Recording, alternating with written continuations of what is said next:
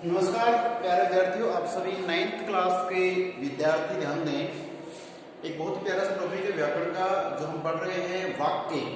और देखो, अगर वाक्य हमें पता चल जाता है कि वाक्य में क्या क्या अंग होते हैं। हमने वाक्य क्या पढ़ लिए, उद्देश्य, विधेय। हालांकि अपन आगे चल के पढ़ेंगे सरल वाक्य। वो सरल वाक्य, साधारण वाक्य होते हैं जिनमें एक उद्देश्य हो। हालांकि बहुवचन में उससे लेकिन होता फिक्स है, ठीक है। तो एक उद्देश्य हो सकता है, एक विधेय। एक उद्देश्य, एक विधेय, सरल वाक्य। तो हम वाक्य के अंग पढ़ चुके हैं, उद्देश्य और विधेय। अब बात कर लेते हैं हम इसमें कि जैसे मान लीजिए अपना ये तो चल रहा है कि क्रिया की दृष्टि से वाक्य के भेद। तो अब वाक्य के भेद पढ़ रहे हैं, वाक्य के भेद पढ़ेंगे। वाक्य में अगला क्वेश्चन है, तो क्रिया की दृष्टि से, अर्थ की दृष्टि से, रचना की दृष्टि से अलग अलग प्रकार के आ सकता है क्वेश्चन। इसमें जो बात करें हम क्रिया की दृष्टि से वाक्य के भेद पढ़ रहे हैं, तो शॉर्ट एंड स्वीट में आपको समझना है। हालांकि बहुत बड़ा इनका टॉपिक है, फिर भी हमें समझना है कैसे। कर्तृवाच्य, कर्तृवाच्य बोलेंगे इसे। अब कर्तृवाच्य का मतलब है कि शॉर्ट एंड स्वीट समझाता हूं आपको मैं कि इसमें क्या होता है, कर्ता मुख्य होता है, प्रधान होता है। जिस वाक्यों में कर्ता मुख्य है, जैसे आप देख सकते हैं रमेश क्या है, कर्ता है, और पढ़ना क्या है, क्रिया है, और पढ़ता क्या है, पुस्तक है। तो ये तो हो गया हमारा कर्ता। तो इस पूरे वाक्य में यहां से लेके यहां तक अगर कोई बात जो मुख्य है, प्रधान है, वो कौन सी है, कर्ता ही तो है। तो सीधी सीधी परिभाषा रखना कि प्रश्न आ जाए कि कर्तृवाच्य किसे कहेंगे, तो आप बता सकते हैं कि इसमें कर्ता प्रमुख होता है, कर्ता प्रधान होता है। तो कर्ता प्रधान वाक्य क्या कहलाएंगे, कर्तृवाच्य वाक्य कहलाएंगे। जैसे रमेश पुस्तक पढ़ता है, सीता बाग में जाती है, मोहन विद्यालय जाता है। तो इसमें मोहन, सीता, वह खाना खाता है, वह खाना बनाती है, पकाती है, गाय दूध देती है। तो उसमें जो प्रथम आ रहा है, शुरुआत में जो आ रहा है, वो हमारा हो जाता है कर्ता।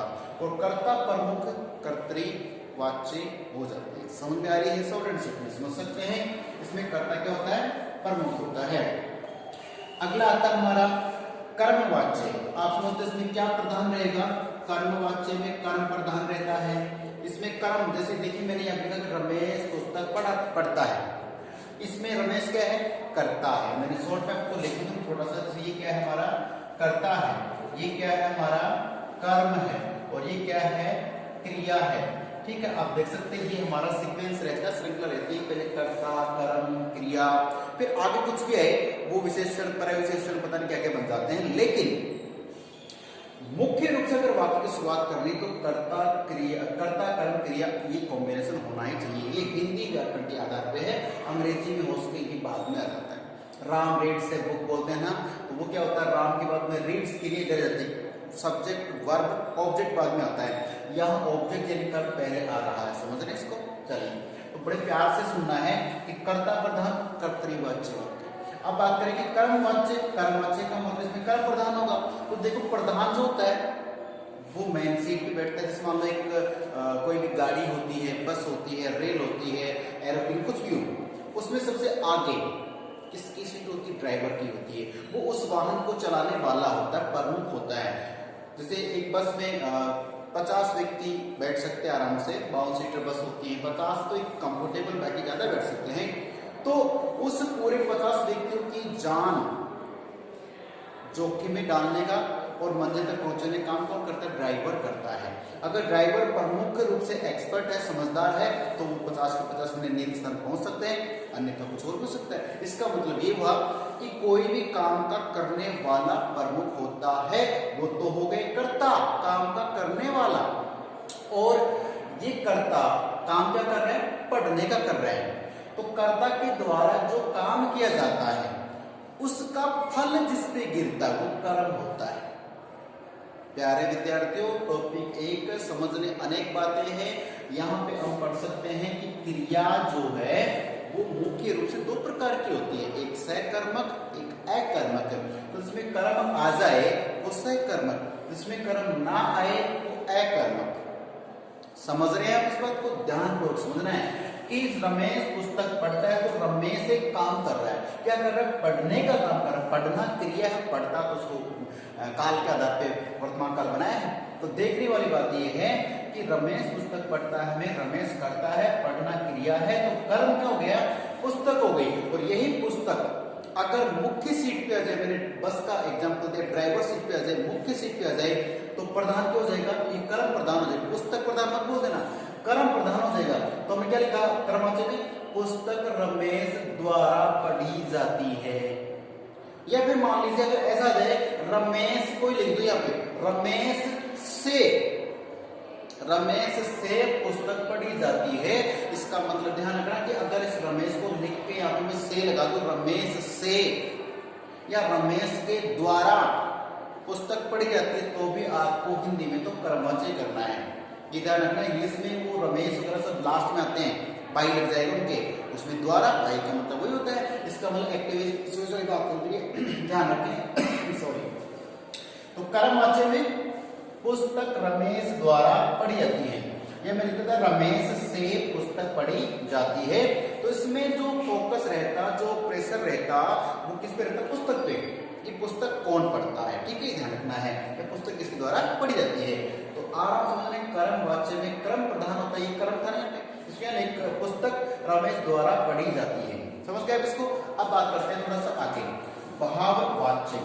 प्यारे विद्यार्थियों, भाव किसे कहते हैं, जो सिर्फ आप सोचते हैं, आपके मन में, आपके जहन में, आपके दिमाग में जो भी आता है वो भाव है। आपकी फीलिंग्स है, आप अपनी फीलिंग्स को भाव कह सकते हो। फिर आप उसे प्रकट कर देते हो, वो विचार बन जाता है। ठीक है, अब ध्यान दें कि मैंने लिखा कि मोहन से सोया जाता है। हमने देखा उसको, मोहन कोई व्यक्ति है, वो बीमार था, कल तक उसे नींद नहीं आ रही थी, लेकिन आज मोहन को हमने ट्रीटमेंट दिलवाया है, दवाई पानी दिलाई है, वो सो सकता है। तो हमने सोचा कि मोहन से सोया जाता है या मोहन सो सकता है। अब उसी बात को यहां से लिखें कि राम से चला नहीं जाता। तो ये भाव की बात कर रहे हैं, इसमें कर्ता क्रिया का इतना महत्व मिलेगा। इसमें नकारात्मक हो सकता है, सकारात्मक, इस दोनों में दिया है, लेकिन ये उसकी क्या होगा, सीधे स्वीट आपको ट्रिक बताता हूं, इसमें समर्थता या असमर्थता का भाव होता है। भाव होता है, समझ रहे, कि मोहन से सोया जाता है कि मोहन सोने में समर्थ है। शीला से गाया जाता है कि वो गा सकती है, उसके पहले कम था, ज्यादा था। आपको सोलन से भी समझना कि भाववाच्य में उस व्यक्ति की काम करने की समर्थता, योग्यता या अयोग्यता, असमर्थता देखी जाएगी। मोहन से चला नहीं जाता है, राम से खाया नहीं जाता है, मोहन गीता से बोला नहीं जाता है, स्टूडेंट से, विद्यार्थी से पढ़ा नहीं जाता है ना, हालांकि आप तो पढ़ते हैं। ध्यान रखना है, इसमें सकारात्मक नकारात्मक दोनों हो सकते हैं। ध्यान रखना, एक और अच्छी ध्यान रखना, इसमें जो क्रिया होती है ना, वो कैसे होती है, अकर्मक क्रिया होती है।